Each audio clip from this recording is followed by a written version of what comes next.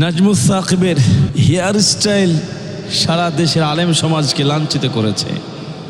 Social মিডিয়ায় জনপ্রিয় বক্তা সোয়াইফ আহমদ আশরাফি তার নিজের প্রতিষ্ঠিত মাদ্রাসায় আন্তর্জাতিক হাফেজ জাকারিয়া, হাফেজ নাজমুস সাকিব এবং জনপ্রিয় বক্তা সোয়াইফ আহমদ আশরাফির ক্রিকেট খেলার সময় নাজমুস সাকিবের মাথায় টুপি ছিল না।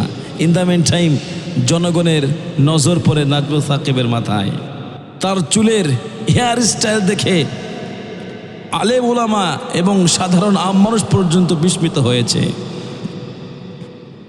কারণ সে একজন আন্তর্জাতিক পর্যায়ের হাফেজ। দেশের হাজার হাজার লক্ষ লক্ষ মানুষ তাকে ফলো করে, আইডল হিসাবে মানে। শুধু তাই নয়, তার একটা নিজস্ব প্রতিষ্ঠিত মাদ্রাসা রয়েছে, শত শত ছাত্র সেখানে লেখাপড়া করে।